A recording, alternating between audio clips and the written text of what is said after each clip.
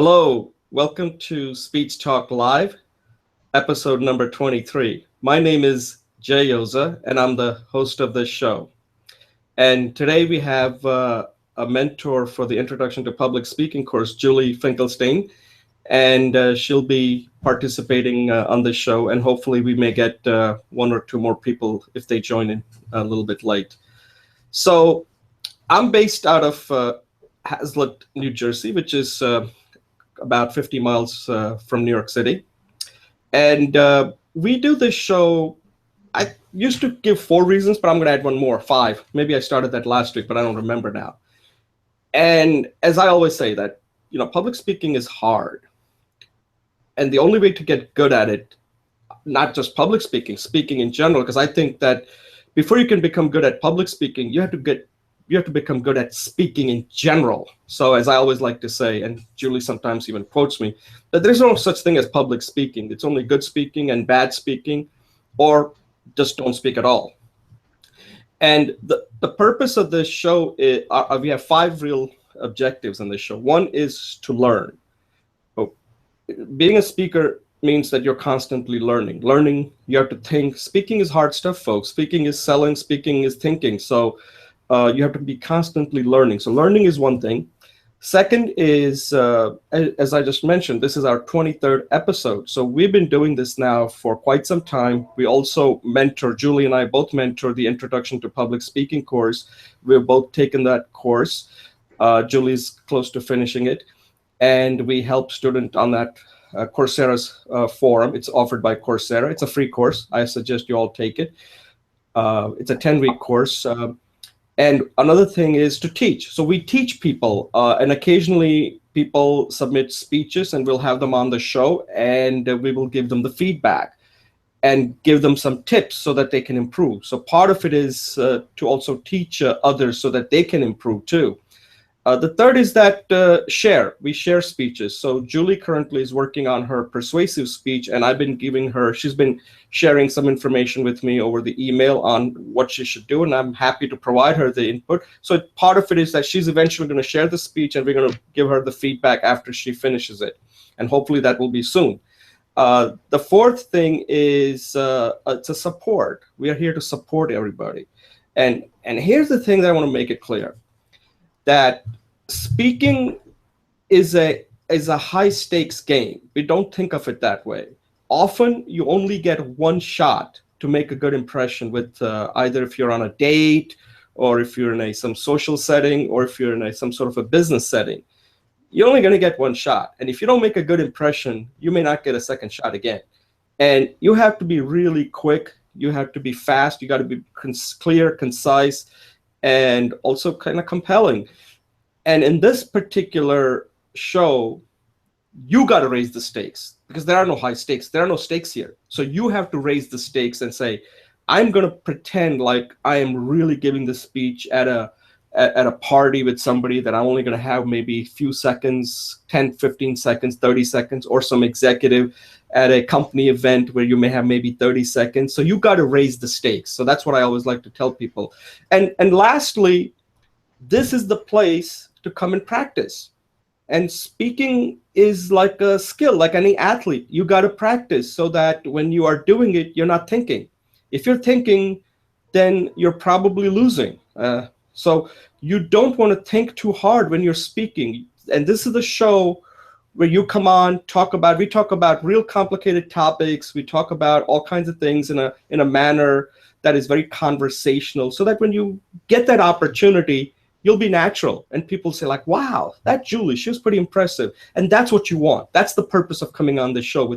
That's my objective for doing this show. And that's what I want to do. I want to get better at it, so that when I'm talking outside the show, I don't sound any different. I should sound the same. So anyway, that's the objective of the show. And I hope you take advantage of it and join us and prepare and come on the show and get the practice that you need, because otherwise it's hard to really improve. Today's show is a little different, actually.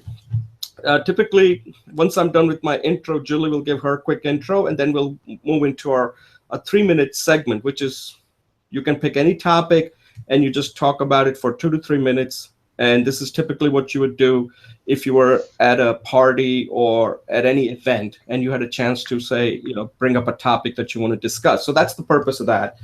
And then we have kind of 4 short segments today. The first segment, we're going to have a discussion around fear. And the reason I'm bringing this up again, because this is a kind of a recurring theme, and Julie can talk more about this when we have this discussion, because she really helps people who have a lot of fear. And we're also seeing that too, that there are people who have fear, and some of them may not be joining us because they feel like somehow, this is being broadcast to, 7 billion people out there, which it is, but unfortunately nobody's watching except 2 chickens in Idaho. Anyway, so the first segment is going to be on fear. And one of the reasons I want to bring this up is because I just read somewhere that Duchess of Cambridge, that Kate Middleton, right? It's what you probably know her by.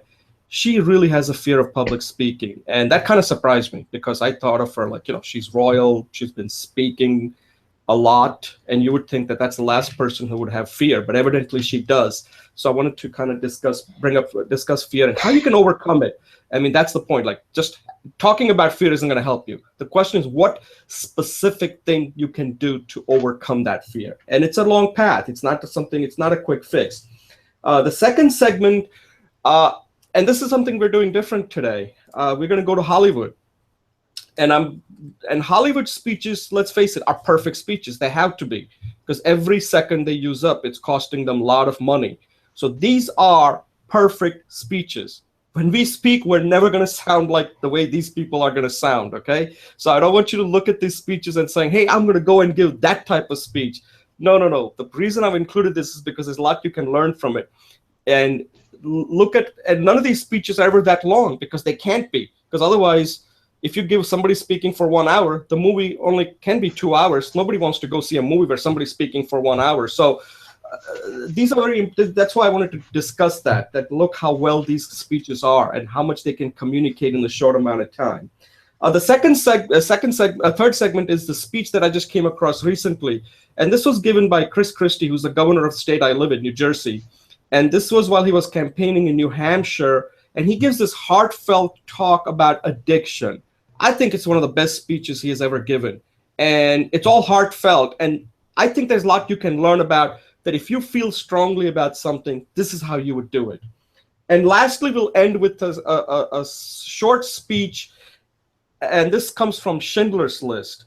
And the reason I like this speech a lot is on how typically when you're speaking, how you start with a small talk and then immediately move to a big talk. And in this speech, just look at how he does it, how the speech moves from a small talk. So sometimes people ask me, like, how do I become good at conversation? And it's kind of hard to show that in a show like this, because unless you're seeing me live do it. So I just wanted to come up with some examples, like even the first example that we have with The Godfather, same thing. They go from small talk, but then they immediately get to big talk right away. In a real life situation, it doesn't work that fast. But in a movie, they have to compress it. So I think it's a pretty exciting show that I have put together. Of course, you'll be the judge. And at this point, I will let Julie give her intro, and then we'll get started. Okay? Julie, go ahead. Sorry, somehow I was not muted. Good morning, Jay. Good morning. Thank you for doing all the work for this program. It's really wonderful. And my name is Julie, and I am a fellow student and mentor. And I'm working on my persuasive speech. This is my 3rd time around, so that's definitely a practice to this. So also I run a Saturday morning program. It's switching to 10 o'clock Eastern time starting tomorrow. And we want to, from a public speaking perspective, we want to help people warm up with checking in where they're at. We're reading a book, and then the reading hopefully warms people up with the vocal cords and everything, and then enter into spontaneous discussion. And then we end with a commitment to do something.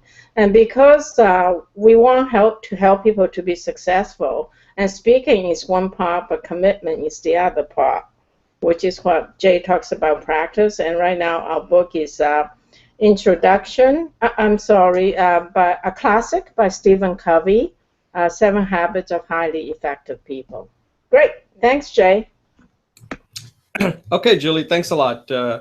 And at this point, we do our 3 minute segment. So, Julie, do you want to go first, or you? It's okay if I go first. Okay, I'll go first. Okay, so, and the purpose of this 3 minute segment that we created is that in this course we have specific topics that we discuss.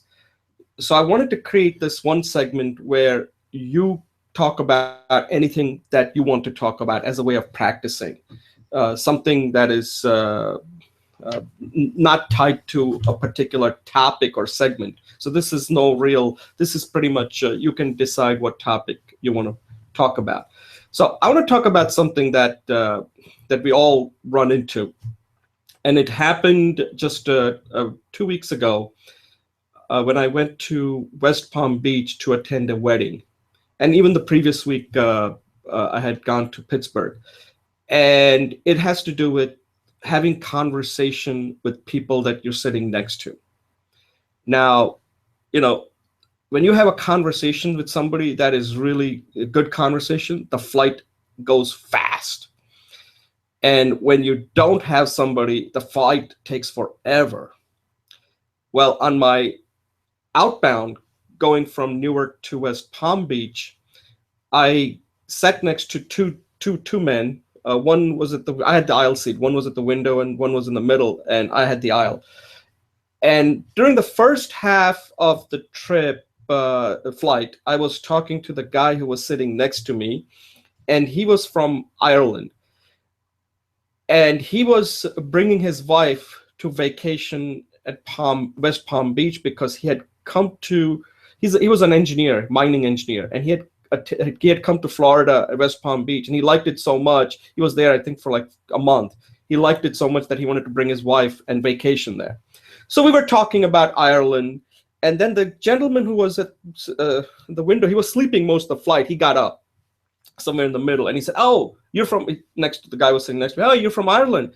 And he started talking. He said, "Oh, yeah. I go to Ireland quite a bit. I go there to golf. I pretty much have played." And he started naming all the different golf courses that he had played in Ireland, well, like one after the other. Like he pretty much could write a book. And I was like really impressed because I played golf. Well, not now because I have a back problem, but I can talk a lot about golf.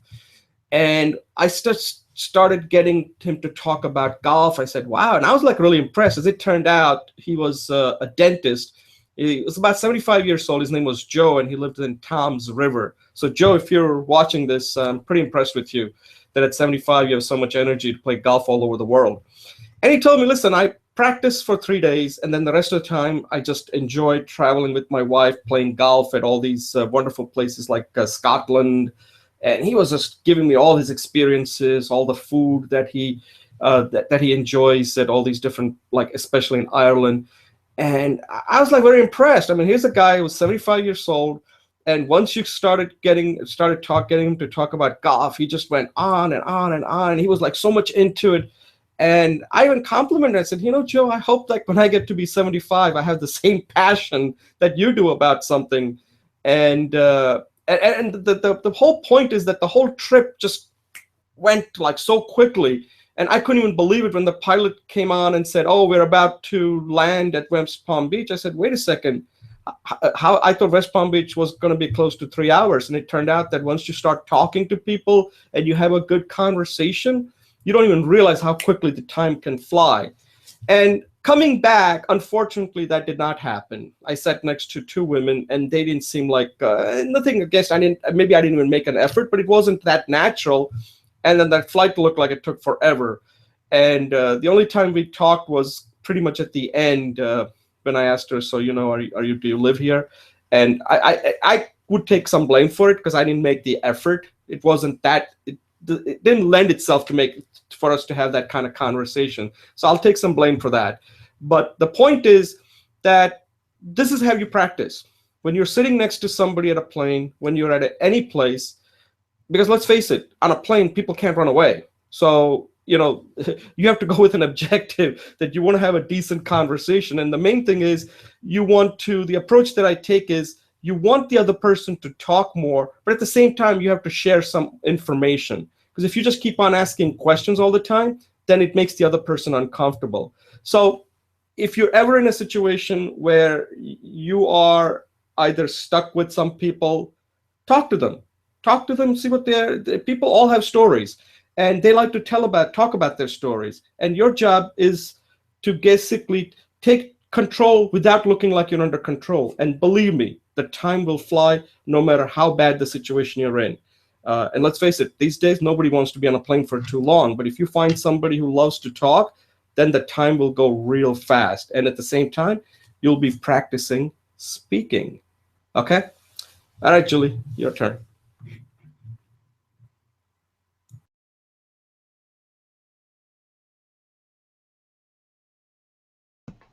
Thanks, Jay. So I'm going to use this opportunity to check out different ways of doing my parts of my speech on what I want to do for persuasion. So what I want to start with is a question. Like, if you can think of something you want to do in your life, or someone you really want to say something to that you have a relationship with, maybe your wife or your mother, or you just want to improve the relationship.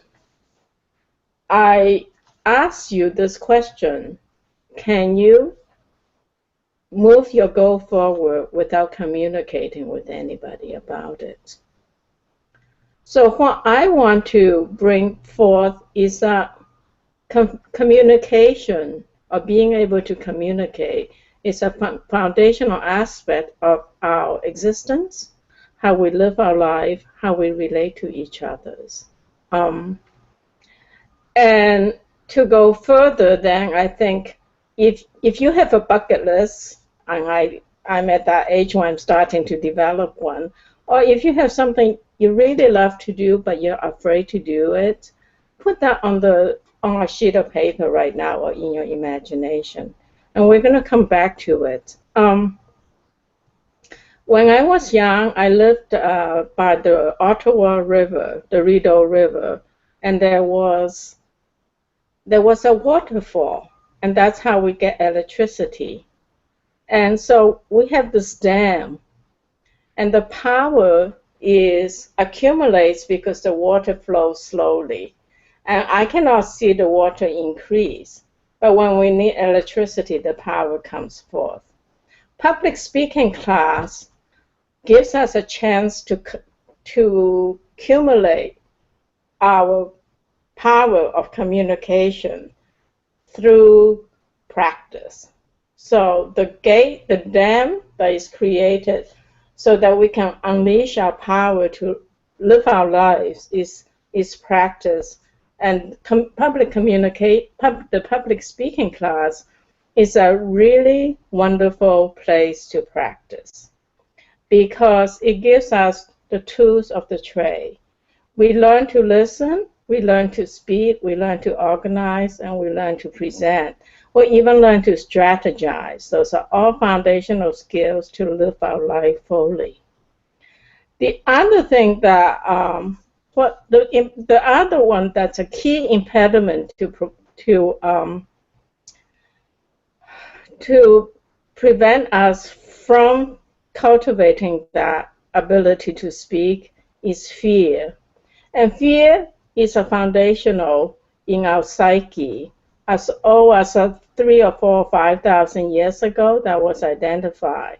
In the Buddha Sutra, the Levankatara Sutra, one of the top 5 fears in our basic existence is the fear of public speaking.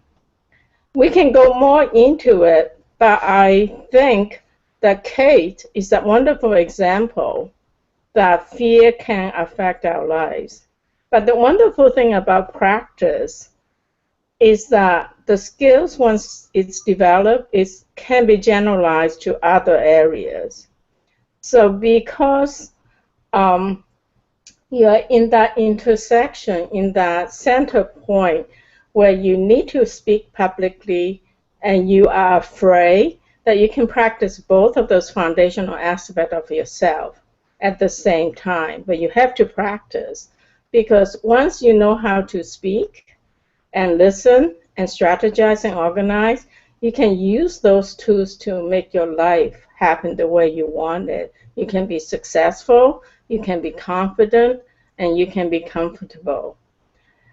And the fact that you can conquer your fear in public speaking also is generalized, that you can face other fears. I have a fear of public speaking on the videos. I can do fine here because Jay's listening to me, but for some reason, when I'm alone, I can tell you that I've been practicing really hard. As I started off with recording on my phone, as Jay suggested, for 3 minutes. But I did it every day for 2 weeks. And then this week, I decided that I will go forth and use the YouTube video so I can see myself as well. And I did it for 2 hours for one day and 1 hour the other day. And what's coming forth is that I need to revisit my previous persuasive speech, because it was more of an informative speech. So I'm kind of, the dam has opened, the water's falling, but it's a different speech I need to make. But I'm so grateful because the continuation of practice here, the discipline of showing up every Friday, the support of Jay's presence and feedback is propelling me toward a different level of what I can do, both in terms of my ability to speak and communicate, and overcoming some instinctual fear of facing a blank audience. So with that, I thank you, and I want to encourage you to practice speaking, practice manifesting your life, face your fears so you can be successful, comfortable, and confident. Okay, thanks, Jay. Yeah, Julie, that was excellent. So let me just, by the way, that was excellent what you talked about, skills and confidence. So I'm going to comment on something that you just said. Now, you spoke probably for more than 3 minutes, which is great, and you looked relaxed. And I'm not trying to, critique your speech here in any way, but it's something that you said, that when you're speaking in front of a camera, you don't come across natural, that you just did when you're talking when people are there, which is fine. That's fine. As long as you know it, then that's good. But a lot of people don't know it. So by recording it, you now know what you are good at and what you need to work on.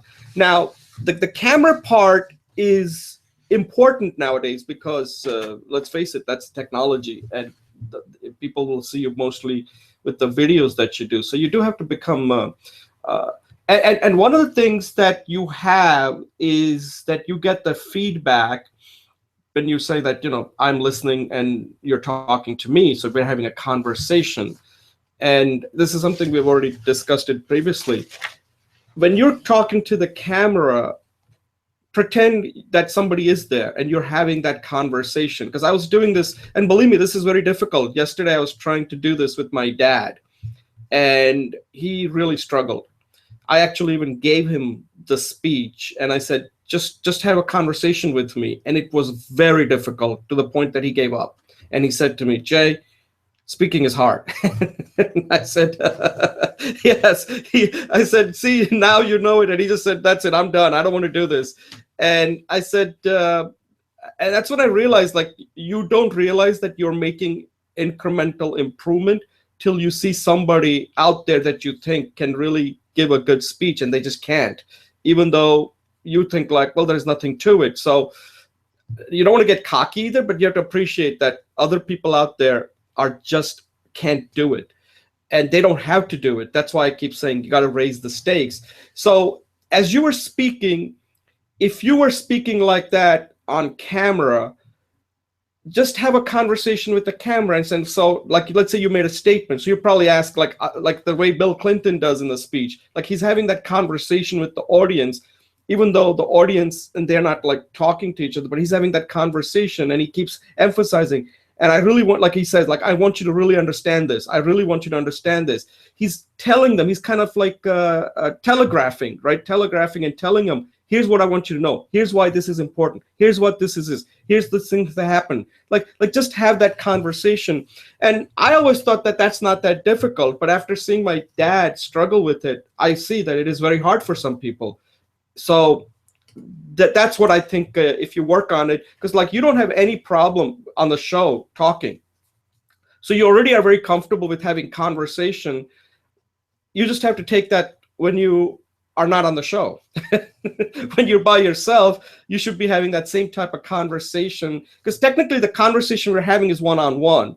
And it seems like you need audience in order to have that conversation. And I just think that keep practicing. And now that you said you recorded it, that is the right way to do it. So keep working on it. That's the only way. And never stop, because that's what happens with public speaking. The other thing I want to point out is, and I'm kind of going on a little too long here, but it is an important point that you just made, and I just don't want it to just disappear. And it has to do with skills and confidence. I think you mentioned that. Now, a lot of people don't quite understand what those two things are. Some of the skills that you need to become a good speaker can take a long time. Because if you ever taken a course in public speaking, you're going to get totally confused. They'll talk about your voice, your intonation, and that itself is a class. Okay, actors take that class, so you can't just become good at that. Then they'll talk about your body language and how you should present yourself.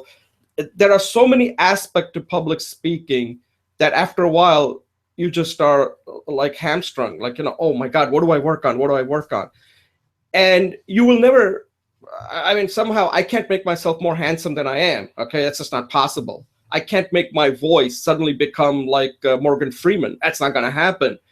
I can't, come up with connect the way Bill Clinton can. It's just not possible. So for me to just say, oh, I have to become that good, I have to work on this, I have to work on that, that's not the point. That's, in fact, that's how you develop fear.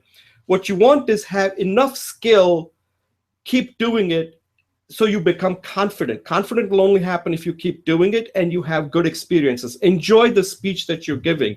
And once you do that, you will become confident and you can incrementally start building the skills. And it's not the skills that makes you really good. It's the confidence that you exude is what makes your speech effective. So I just wanted to kind of draw the distinction, because a lot of times when you take a course on public speaking, they tend to focus a lot on skills. And I'm not saying that skills are not important, but don't get too focused on like, oh, unless I can really have that body language, I shouldn't be giving a speech. No, that's not the point. Point is that if you have a message, work on that and then incrementally build up the skill. But the main thing you want to build up is by doing it, so you build up your confidence. All right, at this point, I'm going to take a quick break. Unless, Julie, you have something to add to that. Okay, so I'll take a quick break and then we'll begin our first segment. Okay, welcome to Speech Talk Live, episode number 23. My name is Jay Oza, and we're moving to segment number 1. And this segment, we're going to repeat, revisit a topic that seems to be kind of keeps coming up, and it has to do with, and it is a big topic, and it has to do with fear of speaking. As you all probably know, that most people dread giving a speech. And some people, when they have to speak, unfortunately, they end up killing their relatives. And, there's always an excuse to get out of a speech if you have a death in the family or some grandmother. How many grandmothers can you kill after a while, right? But after a while, you start running out of relatives to kill, and you'll have to give a speech. So let's not kill any more relatives, okay? And that's because people have fear and they need an excuse to get out of giving a speech. So fear is something that is obviously it's mental, but why does fear happen? And it's the big topic. And the reason I wanted to bring this up is I read an article, I think it was in Daily Beast, about the fear that the Duchess of Cambridge has in giving a public speech. That's Kate Middleton. For those who may not know who Duchess of Cambridge is, she's the wife of Prince William. And if you notice her, whenever she's giving a speech, she just does not look comfortable. Now, I am not a royal expert as far as like whether they don't want her to talk freely or they are not comfortable with it or that's the tradition. But I think when you see her speak, you can sense it that it's a real struggle, and she's a trooper, so she will get through what's written for her. But there was a speech that I saw that was given, and she's in her late 20s or early 30s, so she's not that young either, and she's been speaking for a long time, and English is her native language, so there's no language issue. There is no issue, as she's also performed when she was young, so she's very good talking one-on-one. The problem is when it comes to talking in public. And I don't know whether she's watching this show, but I'll tell you why she has this fear. This is what I gather. When she's talking one-on-one where there are no cameras, I bet you she can connect, and she does. She's very good at, like, if she sees somebody she wants to talk to, she has no problem with that. The problem is that when she starts giving a public speech, she doesn't sound like that. She's not herself. It's like she's fed these lines to make her sound like what she's not. And that's, I think, what's, again, I have no way of knowing this, but I'm just going to make a guess here, that's what's causing her to develop the fear, that they have basically taken her personality out of her and saying you have to act like you are a royal, means you have to sound like, your speech is like something that nobody out there, you have to sound like a royal, and that's not how she sounds like. She's a commoner as far as I can tell. And I think trying to make her sound like that has made her develop this fear of giving a public speech. She doesn't feel like she's a natural. So I think one of the things that when you have fear is watch yourself, the kind of conversation that you're having with people, and you want to sound the same. And this is something that Julie and I have discussed quite a bit. The reason why fear occurs to people when they're speaking is that they somehow feel that when they're speaking in front of other people, they have to sound somewhat different. And that's where the fear comes in, because that's not how you practice. So what I'm trying to tell you or teach you here is that if you do have fear, the first thing you have to do is watch yourself when you have a conversation like in this show, one-on-one. And then if you are giving a speech in front of a small group or a large audience, you should not sound any different. If you do, then you're not going to feel like, you're not going to be like, look like you're a natural the way you speak. And then you're just going to keep on developing fear and dread giving a public speech. Julie, you deal with fear quite a bit with some of the students you work with. What are your thoughts on it, and what do you suggest people overcome fear? And what do you think about, like, why you think Kate has developed this fear of public speaking? Do you have any thoughts on that?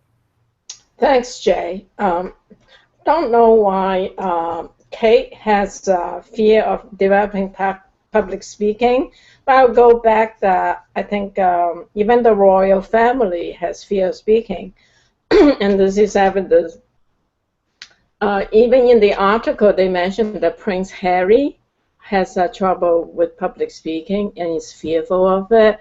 Of course, there's the famous speech, famous movie, The King's Speech, where George IV, I believe, or the Sixth, was stutters and was terrified. But as the case in point is, he did get training, he was able to overcome it, and he gave a speech that changed the direction of the Western civilization.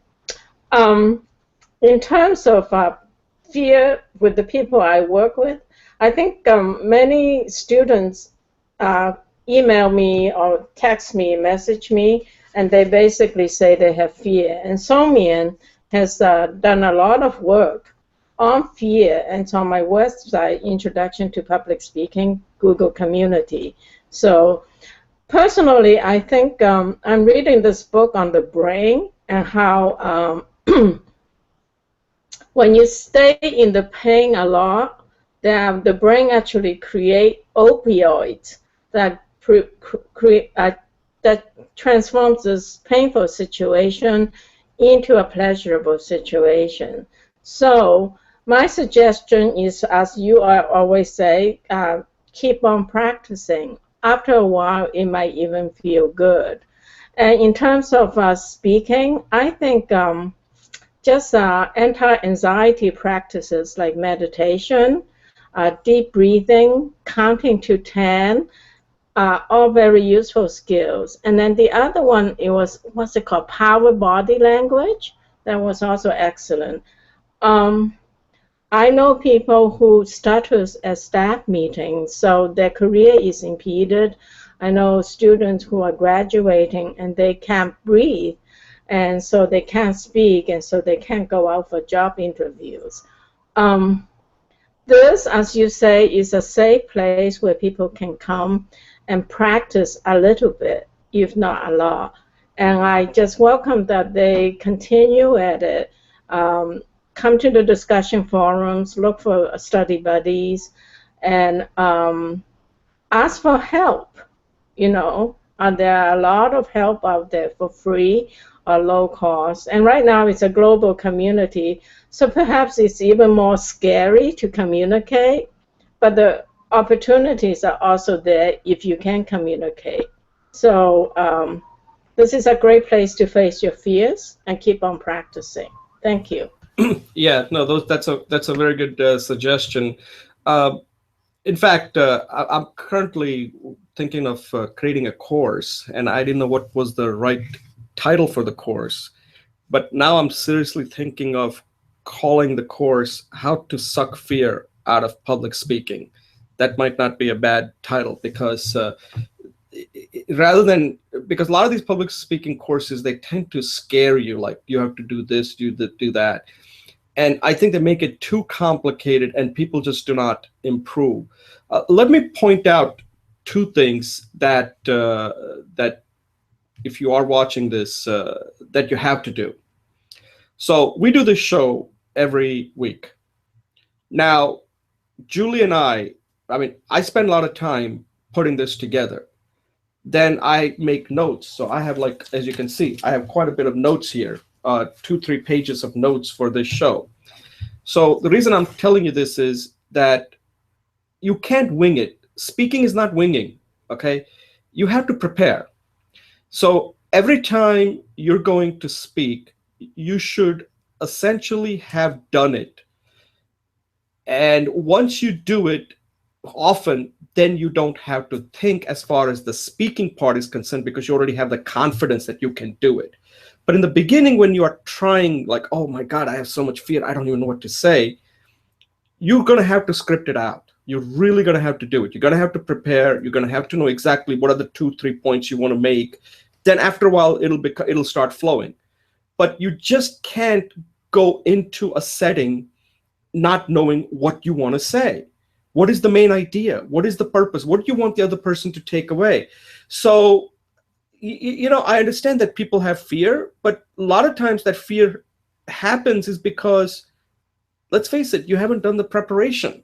Every contact you make with somebody, it's a high stakes communication. Either you're going to make a good impression or you're not. Now, when you go to work, you prepare. If you have a meeting, you're going to prepare. Similarly, if you're going to be speaking to somebody, you got to do the same kind of preparation. You got to do a little bit of a homework. You got to have some kind of a message. Otherwise, don't bring up topics that you don't know what to say about. Haven't thought about it. So I know this sounds kind of like obvious that, oh my God, I'll never talk about something. But I think a lot of people talk too much without really thinking on what they're saying. So, and especially when the audience is large, if you haven't prepared like the way we prepare for this show and how, so that when we come on, like, are we perfect? Hell no. As you can see, I'm already making quite a few mistakes, but is this going to completely stop me from continuing? No, it's not, because we've done it many times, right? But the point I'm making is that you can do a lot. The other people out there are there to help you. So if you are not giving, if you're not feeding them with something, then they're going to pretty much not going to give anything back to you. So you have to prepare. You have to really challenge them in a way that when you're talking, you have to really be, you have already thought about that topic. You don't want to think on your feet. That's another thing that I always hear people say, oh, you got to think on your feet. Bad idea. Bad idea. You cannot think on your feet because your brain is very unpredictable. People who think on their feet have already thought about it. That's why they can think on their feet. So you want to be careful about that when people say, oh, he's such a good on his feet. Those people that are good on their thinking on their feet is because they've already thought about it. Like I can talk about a lot of topics. You know why? Because I've already written about these topics. I've blogged about it. We've already had prepared for it. We have discussions on this show. So people will say, well, Jay, you're so good at thinking on your feet. Well, it's not that I'm natural. I have worked on it. Okay. So Julie, any closing thoughts on some of the things I just mentioned here on how to suck fear out of public speaking? Yeah, I think you're right that practice and preparation is the key to be ready. And you can look at two things, the whole imagining your public speaking as a career life cycle. If you first come to the class, you're a beginner, so you have to learn the tools of the trade, but the practice goes on for a lifetime. And then so you could have confidence about your own abilities that you could speak, and that's true because if you have the will, you have the way.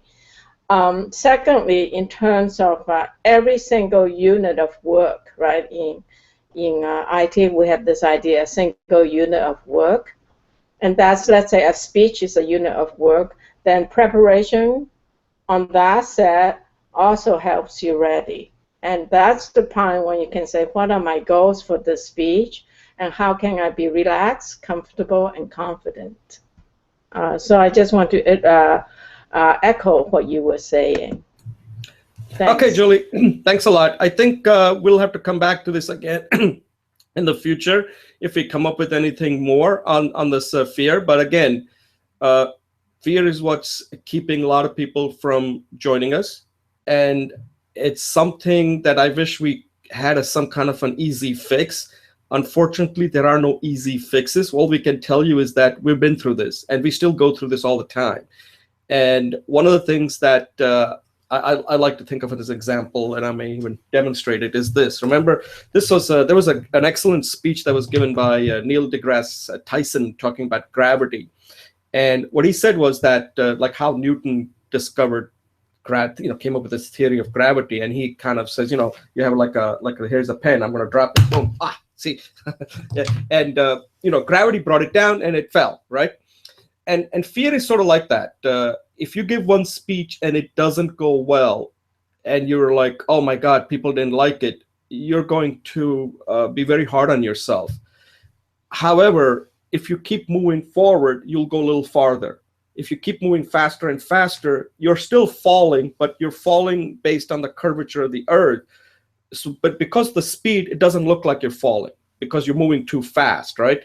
Anyway, not to get too much physics here to explain it, but that's the basic idea. It's the same idea that applies in physics, applies with us and with our brain, that if you keep doing it, more conversations you have, and have conversations with people that you don't know, because that's what's going to make you a little uncomfortable. Knowing people, sometimes the conversations are not going to be deep. They tend to be really small talk, a lot of small talk you have. So pick, whenever you're on a plane, whenever you're in a line somewhere, wherever, every opportunity, use it as a way to practice. That's the only way you can become good at it. That's what I do.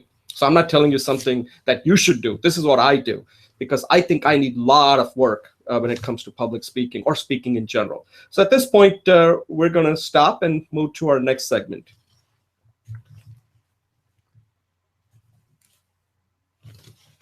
Okay, welcome to Speech Talk Live, episode number 23, segment number 2. And in this segment, we're going to do something different. We're not taking a look at a speech that was given. This was a speech that was given in a movie. So we're going Hollywood here. And this is a very short speech. And it comes from, one of the most famous movies of all time, Godfather Part 2. And I actually got heads up about this speech from this book right here. This is Peggy Noonan. She wrote a book called Simply Speaking. She was a speechwriter for Ronald Reagan. And I think somewhere around page 50, she brought up this. Always remember this speech, but I never really thought of it as like, wow, this was a great speech. And she convinced me that this was indeed a great speech. So let me just give you a little setting. I hope you get to see the speech because it's only like 2-3 minutes. The speech takes place in this movie Godfather Part 2. Now, this is about the mobsters, right? So we're not talking about these are nice people, but nevertheless, even bad people can give good speeches too.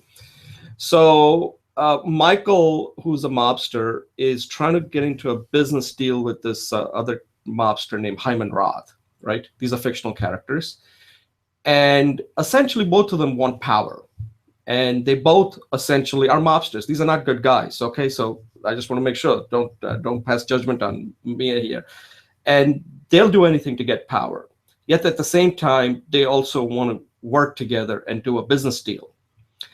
So during Michael is meeting this guy Hyman Roth character in Cuba, and they want to do some kind of a business deal that has to do with Cuba. I don't know if it's some hotel or something, some kind of investment they want to make. This is during the time where the revolution is taking place, the Cuban Revolution with Batista in power and Castro taken over around that time frame. So just giving you, and Michael meets with the Hyman Roth in his room in his hotel, and Hyman asking him, are you in this deal or not? And Michael's telling him, I need to think about it. And then this conversation flows really fast. So even though this is the reason I put it as a movie, is that in movie they have to capture the essence very quickly. In real life, our conversations don't go the way the movies show it, right? They tend to be kind of drag along. But the movies have to do it quick because there's a lot of money at stake, okay? And if they don't do it quickly, then they lose money because nobody wants to sit through a movie watching a boring conversation take place between two people. So this conversation moves really fast. And at one point, Michael brings up that, who had this guy that's related to Michael named Pentangeli killed. And it kind of throws this guy, Hyman Roth, for a loop a little bit. He's like, wait a second, why is he bringing that up? Like, where does that come from? And it was almost like hitting him with a 2x4 there. And he's somewhat disoriented a little bit. You can tell because he's weak, he's old. And then he kind of gets his bearing and he gets up. And that's where the speech takes place. And this is one of the most classic speech ever given in a movie. And this was given by this character who plays Hyman Roth, Lee Strasberg, who's one of the great actors. In fact, he kind of popularized this method acting that actors like Meryl Streep and all of them, Al Pacino, they use in order to get into that character. And then he starts telling him a story about this character, this person that he knew that appeared in the first part of The Godfather named Mo Green. And Michael knows Mo Green. In fact, Michael is the one who put a hit out on Mo Green. And Hyman Roth knows that, okay? You can tell he knows that he got hit hard because Michael suddenly brought up something that he didn't expect him to, because these people are essentially our power, and they don't really care about who gets eliminated and who doesn't get eliminated. They're just interested in power, and if it means power through business is what they're doing, right? And crime is like part of it. That's part of their methodology of gaining power. And then he starts talking about this character named Mo Green. And this is a fabulous speech. And the reason why this speech is so fabulous is there's nothing in that speech that is like really kind of blow you out of like saying, wow, that was just amazing.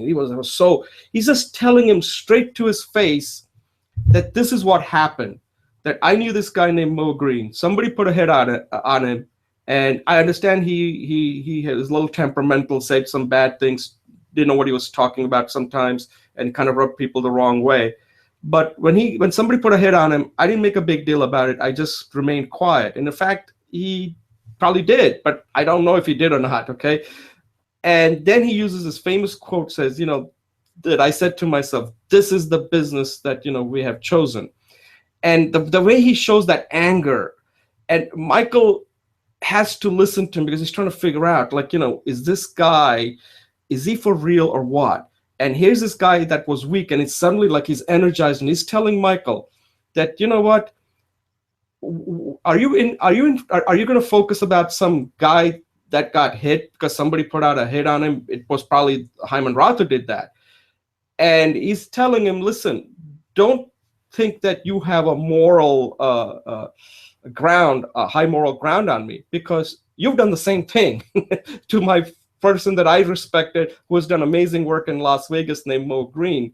So anyway, that's the backdrop. That's the thing. But the whole speech is the kind of speech that takes like probably like a little bit like minute and a half.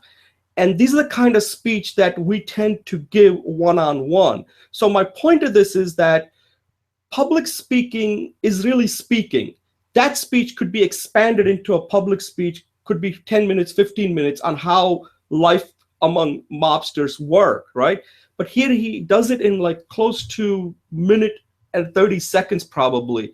And it's one of the moving speech in that movie, because right at that movie, we kind of get everything we need to know about what is likely to happen. And sometimes you don't have a lot of time to get your point across, and that's why I wanted to include this. Sometimes these type of speeches, the only place you can actually get them is through movies. Movies kind of help you understand life. I mean, in the movie he's giving a speech, but the speech is really for us, the viewers, right? That they want us to move us, and that speech does move us, the way Hyman Roth is saying about this is the business we have chosen, right? The way he does it. And when you have an opportunity to meet somebody who doesn't have a lot of time, you're going to have to make a speech like Hyman Roth.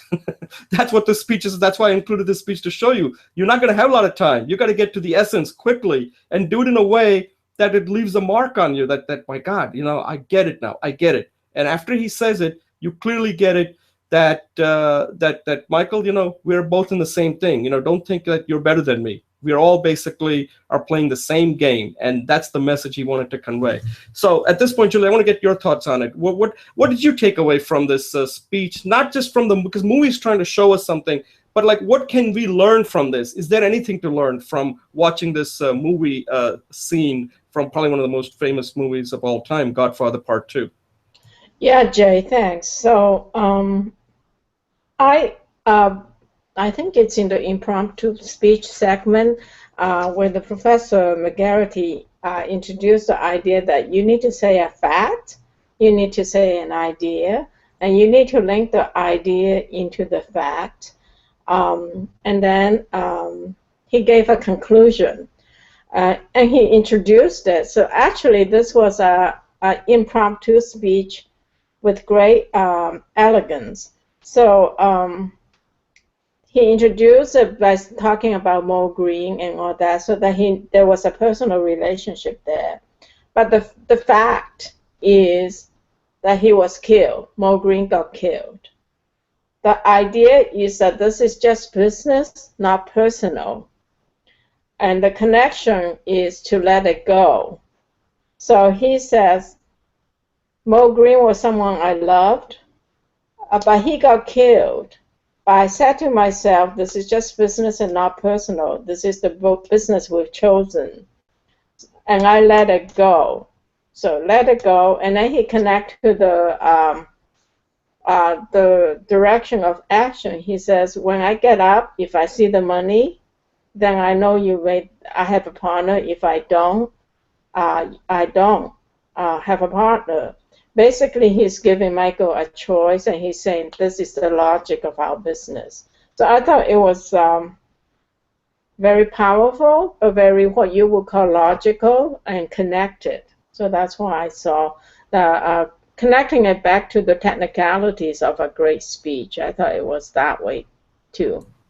Yeah, the reason I like this speech is that every single word is measured here. There are no throwaway lines like, hey, Michael, let's talk about this. He just gets in his face. He does, right? He gets in his face. He's an old guy. And he says to him, listen, get over it. He's basically telling him that, hey, you're a mob just like me. You're going to worry about some guy somebody put a hit on? I didn't worry about when, and he knows it was Michael who put the hit on it, right? And he says, like, I didn't ask. He did know. He does know that Michael put out a hit. These guys know everything. And he's saying, listen, we basically are same people. We both want power. Okay, Muwan, are we going to do business or not? And that is message. The other thing I'll also point out here is, and this shows quite clearly, like how the conversation starts. And remember what else thing I was telling you, Julie, is that one of the things that people have to learn how to do is how this conversation goes from small talk to big talk so quickly. They start out like exchanging pleasantries, like, how are you feeling? And he says, like, and I wish I could, take a leak or something like that. I wish I would pay $4 million or something, right? So as you can see, he's not healthy. And then Michael then immediately brings it up, raises the stakes quickly, and he suddenly asks him about Patanjali, like it doesn't remain at the small talk level. Like, you see how, because in the movie they can't, obviously, because this is a movie, right? But what the point I'm trying to show is that how the conversation goes from small talk to kind of like mid talk, right? Because Patanjali is part of their business, and then this guy suddenly raises to the big talk about giving you how the mob business really works. And when you're having a conversation, if you want to have a meaningful conversation, you kind of have to do this, right? You're going to have to challenge. I mean, Hyman Roth is really challenging Michael that, hey, you're going to bring up Patanjali, so let me challenge you now, okay, about how the mob business really works and why are you like stupid to even bring this up here? And when we're having a conversation on a plane or anywhere, you want to get to a big talk. That's the challenge. You got to challenge the other person. It may be a fail, but unless you do that, you're not going to be able to challenge. If you cannot challenge somebody on a flight to somewhere where you're just sitting next to somebody and I'm not saying bring up something about astrophysics or something. Based on the context, you might say, hey, I learned something interesting. I learned something about this business thing. I learned something about this. Then my question to you is, if you cannot do it on a one-on-one basis, then how are you likely to do that if you have to do it in front of a large audience where you have to challenge them on something, where you're trying to persuade them, you're trying to persuade them of some ideas that you have. So I like this speech because it's teaching us that if you want to have a meaningful conversation, and this may not be the best example, but the point is that you have to challenge. There has to be a challenge there somewhere that the other person has to think about, who you're all about. So anyway, any closing thoughts, Julie?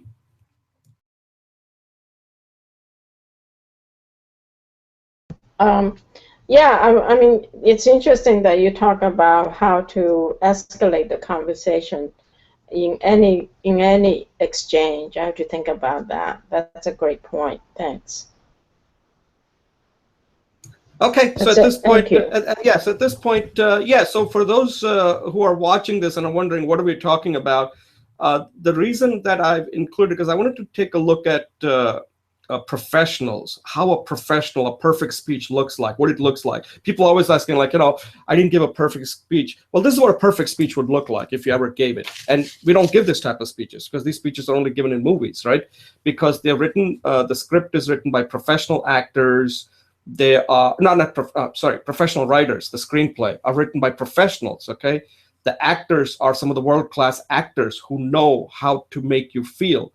So these are professional actors who are then taking the script and turning it into something that'll move us. Then they have all kinds of video editing. So there are so many, and then directions, casting, all of it goes into it to make it look like a perfect speech. So if somebody asks you, what does a perfect speech look like? This is what it would look like if you ever had to give it. And perfect speeches are never given in public. They're given in movies. So I just wanted to make that clear. Julie, you have any thoughts on that? Because people always ask, like, what does a perfect speech look like? So I wanted to include some speeches to show people what a perfect speech looks like from my perspective. That in real life, you wouldn't actually you would never speak like this. No, I think it's always good to see what higher skill levels speeches look like, because that's what we want to model after. So it's really good to see this. Thank you. Okay, great. All right, we'll take a quick pause and move on to our next segment.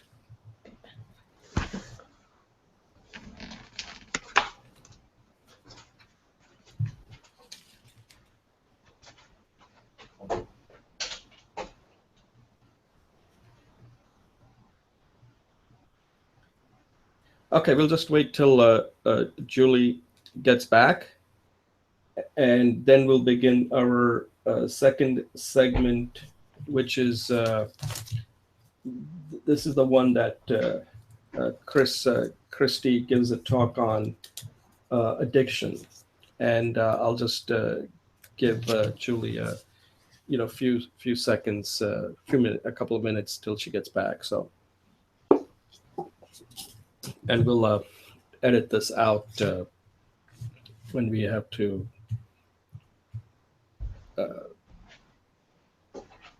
When I create the separate segment video for this.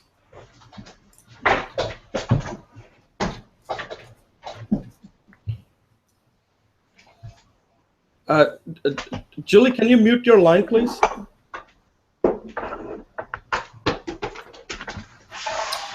Hi, Julie. Can you hear me?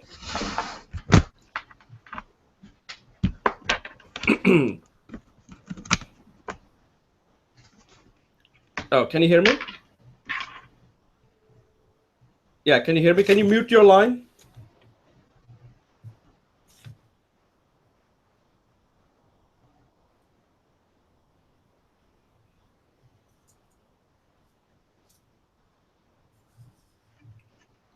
Yeah, Julie, can you mute your line?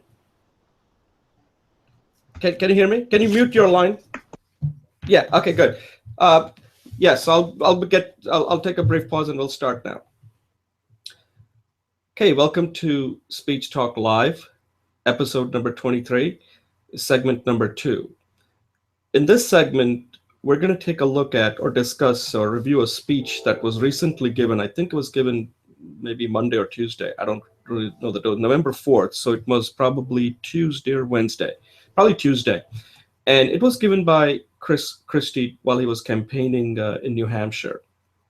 And he's giving a heartfelt speech here. I think it was probably a question asked, which we don't see the question, but the question, it seems, had to do with addiction. And evidently, heroin addiction is a real big problem in New Hampshire, some towns.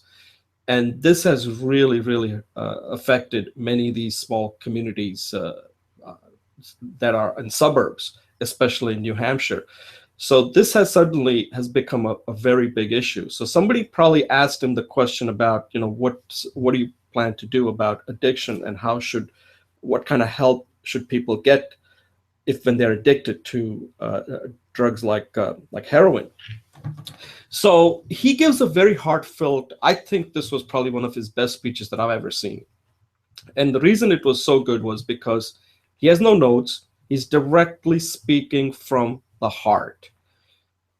The way he constructs this speech is, again, like Julie said, like at the end, he sums it up very nicely. But he starts out by talking about his mother. It's amazing. This is a really darn good speech.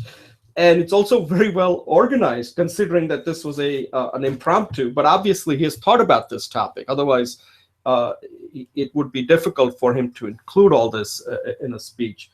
So he starts out and he's trying to persuade people that the government should care about all life. And he's also taking a shot at this own party. They seem to focus a lot on, when babies are in the womb, but not afterwards. So he's trying to make it clear that life is precious at all levels, not just before they're born or while they're in the womb, but till they die. So he starts talking about his mother, who evidently smoked a lot. And then she died of cancer, lung cancer. And what he's saying is that even though her mother was at fault, we're much more forgiving when somebody contracts cancer. Somebody has a cancer. We are very sympathetic to people who are suffering from cancer, even though they kind of brought it on themselves. And he even admits that she just couldn't give up smoking, and she smoked, and I think she died when she was 71 or something. And then he does something very interesting. He then shifts to another case on how, like, for example, her mother's life was important. Even though she had cancer, she brought it onto herself. People would spend money to try to save her life or give her a better life while she was suffering. Then he moves into his friend that he knew from college. And here he kind of builds it up. Like he had everything, he was smart, he was good looking, he had a great job, great wife, great kids, everything you'd want. So much that he was actually jealous of him, even though he loved him. That's pretty interesting, right? And then he also was a very driven person. At that, in one time when he was exercising, while he was in his 40s, he hurt his back, and he went to a doctor, and the doctor prescribed some medication like this. This is exactly what he prescribed. Oxycodone is what I have here, right? Don't worry, I don't take it because it gives me all kinds of side effects from my back problem. So I can relate to this. So the doctor prescribed this medication, and as it happens, he got addicted. And little by little, it completely ruined his life to the point that 10 years later, at the age of 52, he was found dead in his room somewhere, hotel room or somewhere, where the bottle was all empty and he had already drank like half a bottle of vodka, I believe. And it's a very moving story the way he tells it, that how he was personally affected. And what he's saying is that we need to treat people that have addiction problems same way as people that have cancer. This is a mental thing. They can't help themselves. And we can't just ignore these people because they are doing it to themselves. They can't help it. And we need to step in and provide, as a government, help that they need so that they can overcome this problem. And it's a long path.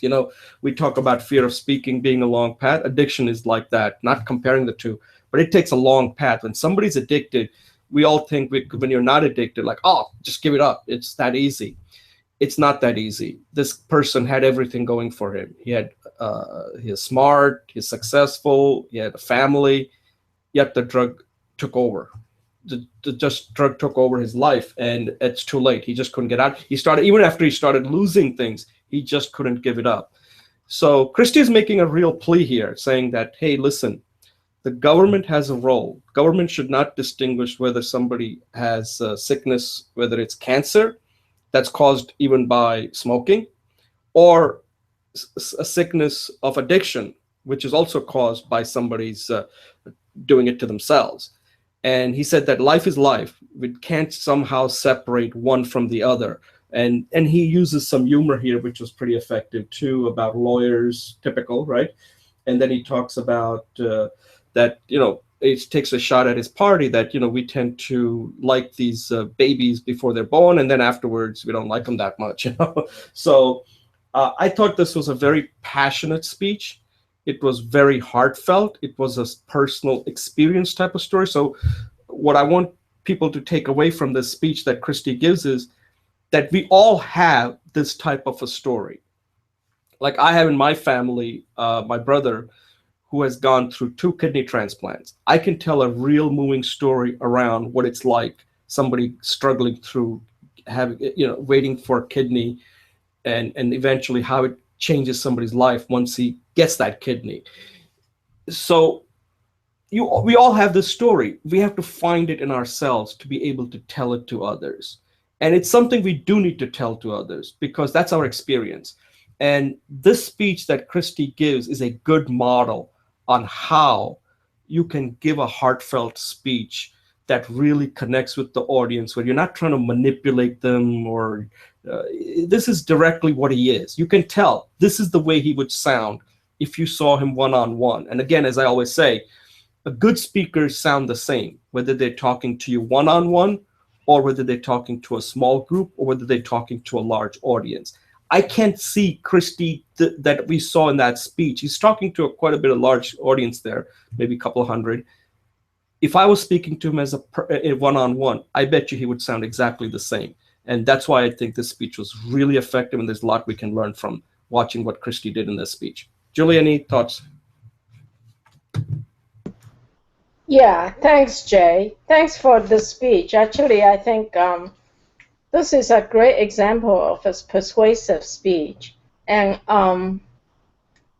so one thing I learned from here for my own personal persuasive speech is that I don't need to go into all the solutions. He's not saying what the government needs to do to create treatment programs. He's not saying how this person can help. I mean, at the end, he kind of implied that, but basically, it was a very personal story because he started off with his mother, and we all have very, very special relationships with our mother, the person who carried us for 9 months, right? Gave us life. Then he went on to say himself, and he said it very briefly, but those people who are in the 12 steps know that it was very brave for him to say, I am a recovering lawyer. Um, he put himself in that same community. He did not separate himself out. And then he spent so much time talking about this one friend who is very successful. And each time he talks about it, he built up on the emotions. He talked about his friend's daughters missing the life, missing his father, and he's talking about a little 16-year-old who is addicted in a jail, right? I mean, that's so visual. I can almost see it. So at the end, he's saying that the government needs to not put these people in jail, but to treat them. And that's a very different position from his party. So he is appealing to very human emotions, personal stories that everybody can connect to, because we all have parents, we all have children, and we all have illness, right? We all die, and we all have fear of illness. Um, and he put himself in that same camp. So for me, the emotional message was very successful, and I'm going to watch it again. And it was a very persuasive speech because he actually wanted us to. I mean, this was a choir of people who were pro-life, and think government should not provide services, right, other than legal protection. And he's asking them to take a compassionate path, not to jail but to treat. And not just the first 9 months, but the whole human life. So it's a very pivotal speech in terms of positioning. And what I learned from there is that you can spend, a lot of time just positioning, but not necessarily provide the solution. And it's still a very powerful, persuasive speech. Yeah, no, you make a good point, and I think that's what he's trying to do, because he realizes that the party is not going to change. He's also doing several things in this speech. One is, of course, he's personally moved by this. He's affected. Second is he needs to convince the people that they ultimately will determine how the people they elect view this problem. If they think this problem is important, then they need to take action through the way they vote in the primaries. And he's talking about it. And when you're talking about it, means that you've thought about it. This was not something that somebody asked him a question and he had never given thought to. And also, the way he is able to describe his friend's ordeal and ultimately how it destroyed him, the rise and fall. There's a rise and fall of his friend here, which I thought was really, really moving. With his mother, of course, that's personal. Everybody can relate to. But the way he describes his friend he went to the top, he had everything, and how he builds it up. Like, he had this, he had married the most beautiful woman. The way he describes it, he had wonderful girls, one better than the other, and then he describes what happened, the fall, and gradual fall till it completely destroyed him and his family, his marriage, everything, and ultimately it killed him. And then he summarizes everything at the end. I don't know if you caught that, Julie, but he does a terrific job in summarizing exactly what he had just. Here he builds it up. He takes you for a roller coaster ride about the highs and lows, and then he sums it up what it all means to you. And I don't know whether he had practiced this or this was just but it just looked like the kind of speech that we should all be able to give, and we should learn how to give this type of speech in a way. He starts out with his mom's example. Not, I mean, we could have different examples, but then how you can build up something, and then you have to, at the end, it has to summarize something. What does this all mean? And I thought he was very effective. In fact, I'm going to watch it too again, and I'm in fact going to post this on the website, on the Coursera site, because I think this was a short speech, 6 minutes, and he was able to capture a lot in that 6 minutes. Like I said, he doesn't want to go into solution because he's trying to change people's mind. The solution could be people can go to his website and get the solution. But if he can't even get people to move and how they feel about this, then they're not going to be motivated to go to his website where he offers some solutions on how this problem can be fixed. So any closing thoughts before we move to the next segment? No, great point. The way he sums it up, he basically says government should be not jailing people, not putting people in jail, but to treat them because it's a medical condition. Thank you. Okay. All right, Julie, thanks a lot. At this point, we are done with this segment. I'm going to take a brief pause, and we'll finish it off with our last segment.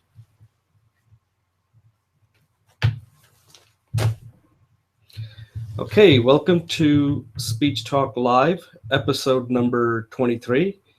My name is Jay Oza, and we're moving to segment number 4. And again, we're going to go to Hollywood to take a look at probably one of the, again, perfect speeches that was given. Of course, movies always tend to have perfect speeches. Otherwise, it wouldn't be in the movie. As I pointed out, that they have too many professionals working on it for it not to be a, and again, these are award-winning movies, so they obviously had to have great speeches in them.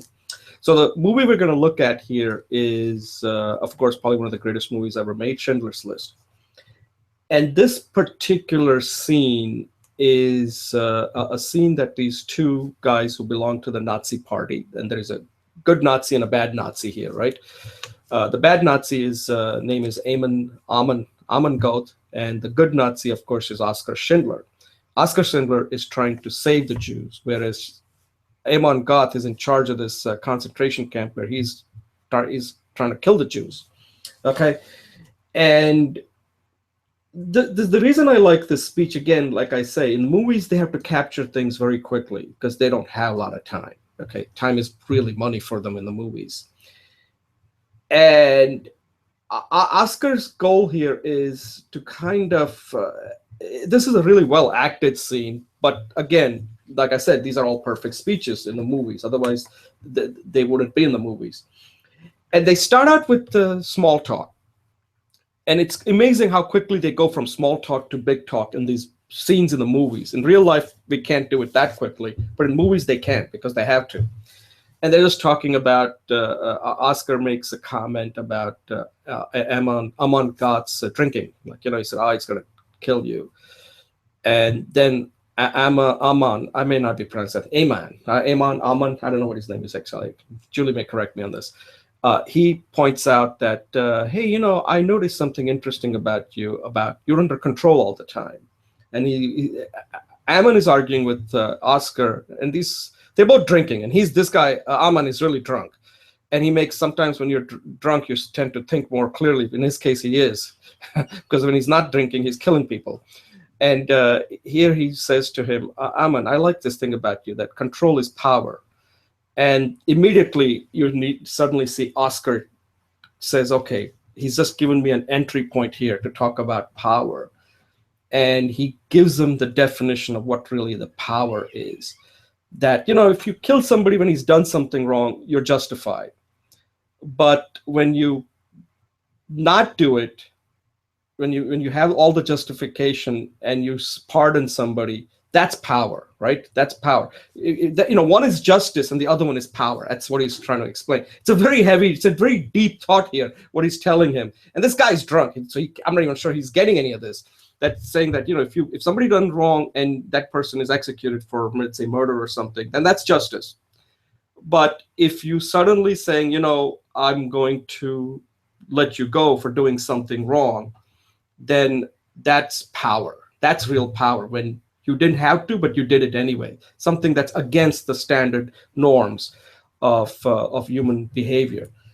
And and I like the way that Oscar Schindler, played by Liam Neeson, says "Amen, the good," and the way he says that, and you can tell that Amen was kind of moved. And in the movie, if you notice it, after that speech, you see him behaving a little differently. But of course, he's a bad Nazi, so it doesn't last for too long, and he goes back to his bad ways of killing people for whatever reason. But the point is, the reason I included this is that these are two guys in the movie that are essentially are just having this casual conversation about being drunk, being drinking. And suddenly the conversation moves to almost a philosophical level between what's justice and what's power. So that's why I wanted to include this, that this movie kind of makes you think that that even well, of course, in this movie, that even with a Nazi, you can go from a small talk to like a real big talk. And again, the point that the reason I included this speech is that a conversation has to be elevated at some point if you want to make a mark on somebody. It's a risk you take, but that's what conversations are. That Liam Neeson in this character as Oscar Schindler could have just left the conversation as like, okay, we're just drinking, we're just having fun. But no, he challenges this guy saying, hey, listen, you're doing bad things, okay? But I'm not going to tell it to you exactly like the way what you're doing, but I'm going to explain it to you in a different way, using this emperor, how he pardons people when he could have easily killed them, and hoping that you can see the association there, that you're doing the same thing, that you should be giving these people pardon because they don't deserve to be killed. So it's a very moving speech that he gives, and the way it's acted, the way it's delivered. And I'm not saying that we are going to be acting like that when we're giving a speech, but the point is that when you're speaking, you have to challenge people in some ways. Otherwise, you're not moving them in any way. And as you can see in the movie, this guy Ammon was moved by what Schindler told him about power. Anyway, Julie, any thoughts on this? Yeah, thanks, Jay. Yeah, I actually wrote out the transition because since you mentioned it, this is a transition point. So Armin takes the transition. He says, well, they started off, the Smalltalk was a wonderful party. And then Schindler says, why do you drink that junk, motor oil? And then the drunk guy come back and say, I look at you, you're never drunk. You have control, and control is power. So this is the pivot point. He says, I look at you, you're never drunk. So he's connecting it to the previous conversation. But here he switches and he says, you're never drunk, and that's control, and that's power. So that's actually the pivot point. But it gives the guy the chance to say what power is and all that.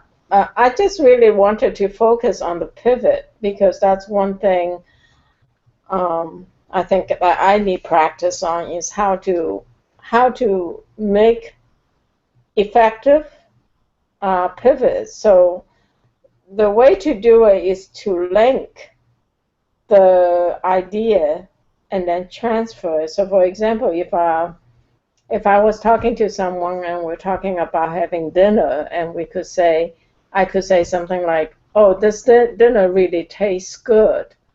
And there's something about some people, and I like the taste because it's so smooth. You're really smooth. You must be really practiced at being smooth, and that's a very useful kind of skill. So that will be a kind of pivot, is to not just jump into the next part of the conversation where someone wants to go, but start off with something that there's already a connection, and then take that connection to a different direction. So that was very useful skill set to have. So thanks for sharing that. Yeah, you said something very interesting there, pivot.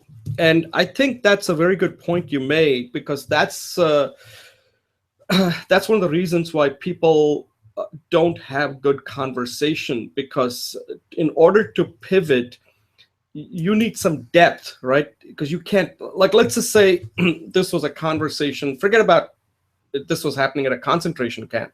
Let's say somebody came to you at a party, and you have a drink in your hand, and somebody's really drunk and says, "Oh, Julie, you're under so much control. You really have a lot of power because you have so much control." Now, the conversation could go multiple ways, right?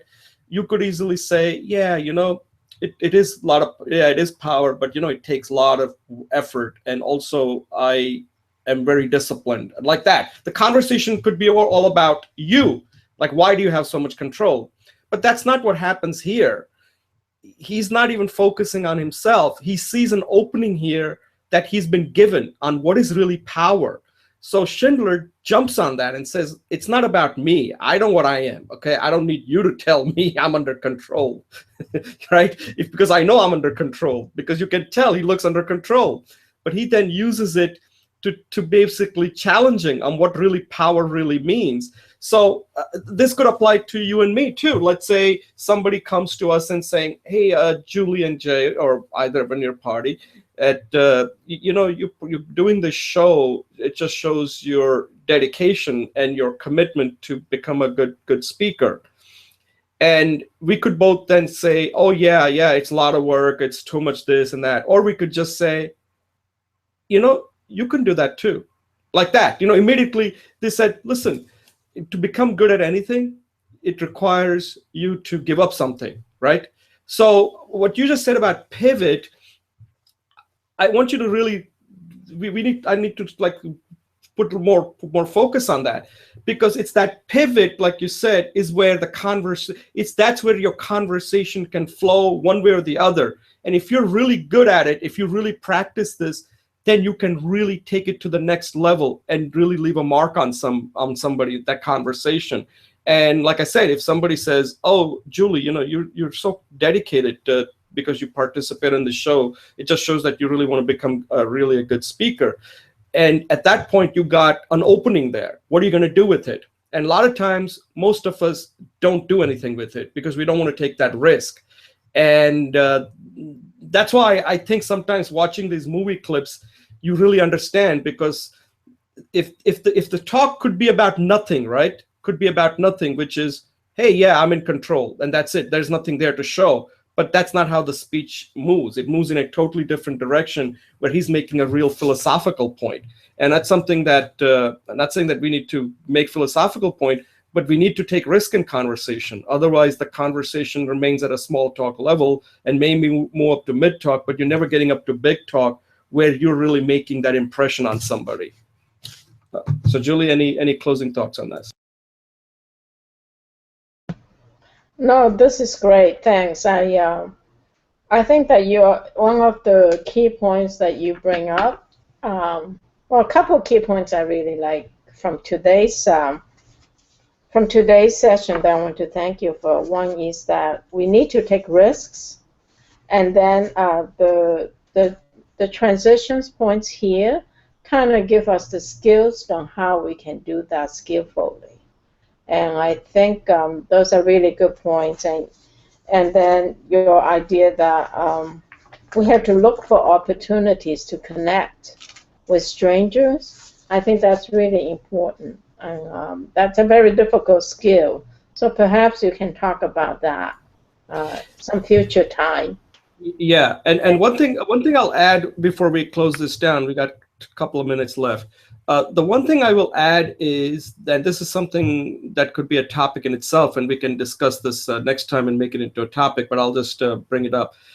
One of the things we need to become good at, if you want to become a good speaker, is that you have to become a good listener.